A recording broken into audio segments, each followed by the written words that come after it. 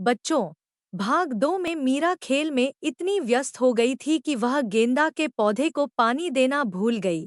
तीसरे दिन जब उसने मुरझाए हुए पत्तों को देखा, तो उसका दिल टूट गया। उसी समय उसकी माँ वहां आई और प्यार से उसे संभाला। आइए देखें आगे क्या होता है।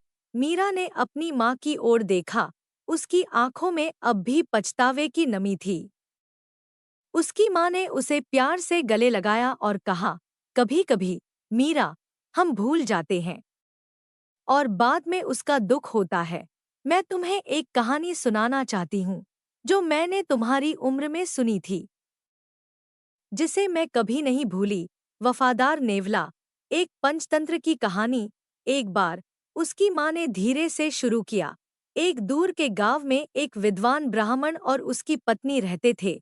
उनके घर एक नवजात शिशु था और वे एक छोटे से नेवले को भी पालते थे। वह नेवला बहुत कोमल और वफादार था। एक दिन माँ पानी भरने गई और ब्राह्मण से कहा कि वह बच्चे का ध्यान रखे और नेवले को दूर रखे। लेकिन ब्राह्मण को भी भिक्षा मांगने जाना पड़ा और वह बच्चे और नेवले को अकेला छोड़ गया। तभी एक काला सांप घर में आ गया। नेवले ने साहसपूर्वक सांप से लड़ा, उसे मार डाला और बच्चे की जान बचा ली। लेकिन जब माँ वापस आई, उसने नेवले के मुंह पर खून देखा और यह सोचकर कि उसने बच्चे को नुकसान पहुंचाया है, वह घबरा गई और क्रोध में आकर नेवले को मार डाला। फिर उसने देखा कि बच्चा सुरक्षित था और पालने के पास मरा हुआ सांप पड़ा था। उसे अपनी गलती का एहसास हुआ, लेकिन तब तक बहुत देर हो चुकी थी। मीरा स्तब्ध होकर बैठी रही। माँ, उसने धीरे से कहा, नेवला तो बस रक्षा करना चाहता था। लेकिन बिना समझे ही माँ ने एक सच्चा दोस्त खो दिया।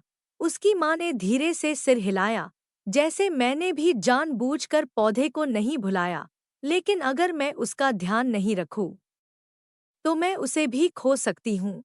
मीरा ने कहा। उसकी माँ मुस्कराई और उसके माथे को चूमा। सच्ची देखभाल, मीरा, मतलब है हर दिन समय पर साथ होना, इससे पहले कि बहुत देर हो जाए। उस रात मीरा गेंदा के पौधे के पास खड़ी थी, हाथ में पानी की कैन और चेहरे पर एक नई मुस्कान। लेकिन क्या पौधा फिर से खिलेगा या नुकसान पहले ही हो चुका है?